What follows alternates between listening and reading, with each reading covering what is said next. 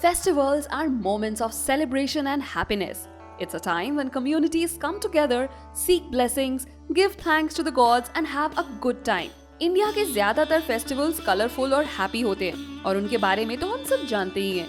मगर क्या आपको पता है कि इंडिया के सदर्न पार्ट में कुछ ऐसे भी फेस्टिवल्स मनाए जाते हैं जो बहुत ग्रैंड होते हुए भी देश भर में उतने पॉपुलर नहीं है। और तो और कुछ रिचुअल्स ऐसे भी हैं जो शायद हमको शॉकिंग और डरावने लग सकते हैं।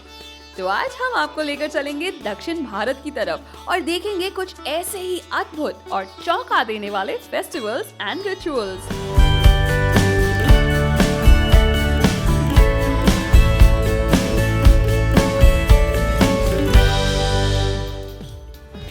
शुरुआत करेंगे सदर्न मोस्ट स्टेट से, यानी कि Kerala. Imagine you're walking the streets of a small town when all of a sudden you see 40-50 tigers roaming the streets. You would run back and get inside your homes, right? But not to worry, because these tigers aren't real, as this is part of another annual ritual in Kerala. I'm sure कि ओनम के बारे में तो आप सबने सुना ही होगा और ओनम की एक और प्रथा है जो केरला में हर साल मनाई जाती है, Pulikali. Pulikali literally means tiger game. Men of all ages wear masks and put elaborate makeup on their bodies to look like tigers, and in full glory, they walk the streets and dance around. This is a tradition that dates back about 200 years, when Maharaja Rama Varma, the Maharaja of Cochin, introduced the folk art of Pulikali as a representation of the wild and macho spirit of the festival. Since then, this ritual has been a part of Onam celebrations across Kerala. और इसमें सबसे दिलचस्प बात ये है कि सभी लोग टाइगर का मास्क तो पहनते हैं, मगर उनके शरीर पर भी अक्सर टाइगर का फेस ही पेंट किया जाता है। जी हाँ, a two-faced tiger. And interestingly, pot-bellied men make for the most interesting tigers because the mouth of the tiger is painted on the belly. And the bigger the belly, the more menacing the tiger looks. By the way, girls, if you're feeling left out, not to worry, because this is not an exclusively male domain anymore. कुछ साल पहले से लड़कियां भी मैदान में उतर आई हैं और वो भी पूरे मेकअप के साथ शेरनी बनकर सड़कों पर घूमती हैं। Now let us move into a festival that is more than 400 years old, Dussehra. मैं बात कर रही हूँ मैसूर दशहरा की, जो कर्नाटका का स्टेट फेस्टिवल है। हिंदू माइथोलॉजी के हिसाब से दशहरा उस दिन की याद में मनाया जाता है जब माँ चामुंडेश्वरी यानी कि दुर्गा माँ ने महिषासुर का वध किया था। और मजे की बात तो ये है कि महिषासुर की हार का सबसे बड़ा महोत्सव उस शहर में मनाया जाता है जिसका नाम महिषासुर के नाम से आया है, यानी Mysore. This 10-day festival is celebrated in the Hindu month of Ashwin, which falls in September and October, and it ends with Vijayadashmi, or the day that the whole of India knows as Dashera. सबसे पहले तो इन 10 दिनों के लिए Mysore palace को करीब 1 lakh bulb से सजाया जाता है और एक स्पेशल दरबार भी बुलाया जाता है जिसमें कर्नाटका के रॉयल वुडियार फैमिली के मेंबर्स आते हैं और यहाँ पर रॉयल तलवार की पूजा भी की जाती है। On the day of Vijayadashmi, there is a special procession that walks the streets of Mysore called the Jumbo Savari. Mysore palace से शुरू होने वाली इस झांकी में आपको म्यूजिक, डांस, एक्रोबैटिक्स और बहुत सारे अलग अलग तरह के एक्ट्स देखने को मिलेंगे। ये झांकी खत्म होती है बन्नी मंतप नाम की जगह पे, जहाँ पे एक खास प्रकार के पेड़ हैं जिसे बन्नी ट्री कहते हैं। कहा जाता है कि ये वही पेड़ है जिसमें पांडवों ने 1 साल तक अपने शस्त्र छुपा कर रखे थे।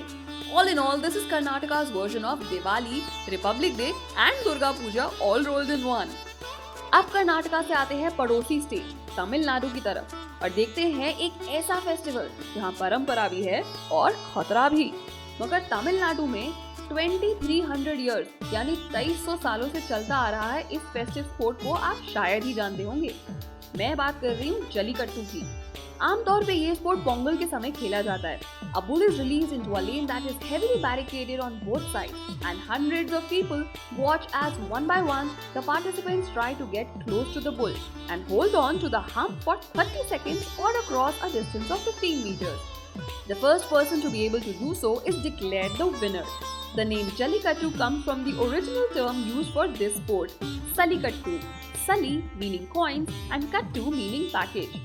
In the early days, a bag of coins was tied to the bull's hump, and the first person to get to it was declared the winner and given the bag of coins.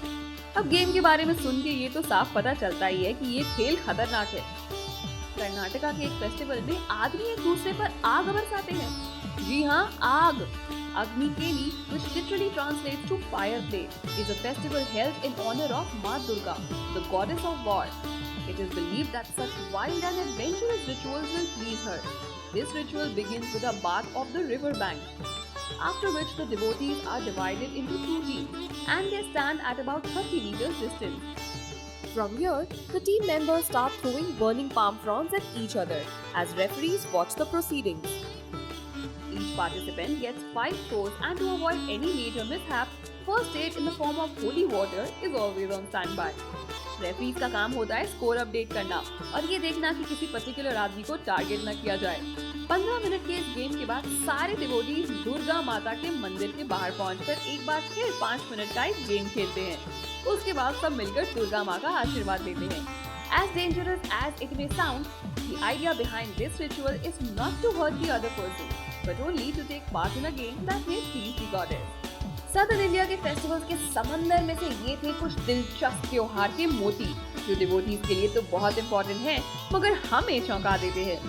इस विशाल देश में और भी बहुत सी संस्कृतियाँ और उनके रीति रिवाज हैं और वैसे ही और भी इंटरेस्टिंग फेस्टिवल्स और रिचुअल्स भी हैं. We will soon be back in a different part of the country and tell you about interesting festivals and rituals. And if you think you know the deities of India very well, then come to Mind Wars and test your knowledge with the Hindu Goddess quiz. Keep watching our channel. And if you think you already know it all, test your knowledge on Mind Wars.